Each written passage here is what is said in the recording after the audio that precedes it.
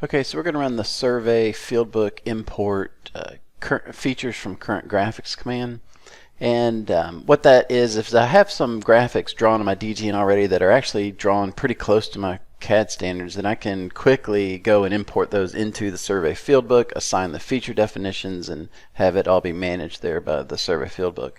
If I look at the help document here on this command, I can see what it's going to look at. It's going to look at level first, cell name for points. If it can't find that, it's going to look at some other color, line style, line weight, that kind of stuff for how to import it. So to demonstrate here, I'm just going to do this item number 1 here. It's going to look at level name for lines. It's going to look at point name for cells. So I'm going to go over, I'm going to draw some lines.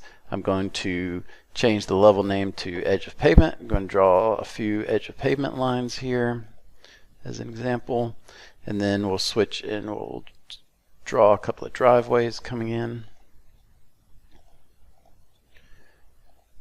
And then the next thing I'm going to do is place some cells for my points. I'm going to place some trees out here. I have a tree deciduous out here, and so we'll place those down here. And then let's go and place a different type. Let's place the tree coniferous, and we'll place those up here. Okay, so now that I have some graphics there in my DGN, I'm just going to create a brand new field book so we can see this working well. I'm going to go say File, New. In my new field book, I'm going to say Import and Features from Current Graphics. So once it's done that, I can look and see it has pulled in some trees, it has pulled in some line work there. If I go and look at it in the field book itself, I can see it brought in all of the trees. Actually, if I go and click on them, I can see it highlight the one that it brought in. It assigned the correct field code to them, and I can do the same thing for my linear features.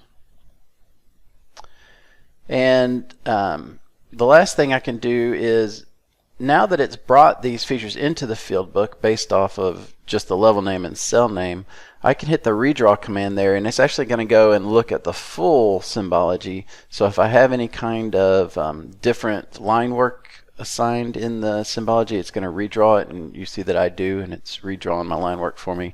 Any kind of scaling or any kind of difference there, it's going to redraw it based off the full survey feature definition standards.